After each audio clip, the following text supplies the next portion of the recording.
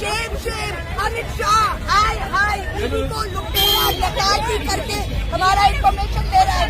जताई करो हमला, आवाज़ पे बांग्ला, जताई करो हमला, आवाज़ पे बांग्ला, বঙ্গদেশকে যেভাবে আজকে উঠিয়ে নিয়ে এলো, आवाज़ पे बांग्ला, প্রত্যেকটা এমপিকে যে অসম্মান করলো, আমরা ওখানে শান্তিপূর্ণভাবে ধর্ণা দিচ্ছিলাম, আমাদের যে বক্তব্য সেটা আমরা বলছিলাম, কিন্তু ওরা এত অসভ্যের মতো মহিলা পুলিশ এনে এত শক্তি দেখাচ্ছে, প্রত্যেকের ব্যথা লেগেছে, প্রত্যেকে আজকে হট হয়েছে এদের অসভ্যতার জন্য।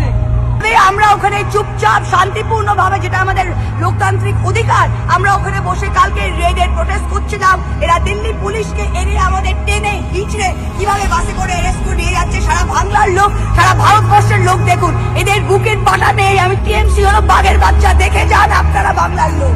মমতা বন্দ্যোপাধ্যায় বাঘিনী, মমতা বন্দ্যোপাধ্যায় অগ্নিকন্যা, তিনি দেখিয়ে দিয়েছেন বাংলার মানুষকে, ভারতবর্ষকে, যে তারা বিজেপি বারবার করে হেরে যাচ্ছে, বাংলায় যাচ্ছে। আজ তারা চুরির পথ নিয়েছে।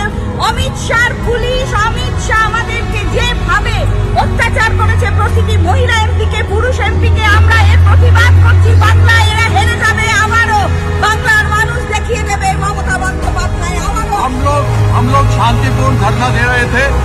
ईडी जो चोरी करने आई थी और चोरी के अंदर वह हमारे जितने भी दस्तावेज हैं जो इलेक्शन से संबंधित हैं, उन सबों को चोरी करने के लिए आई थी।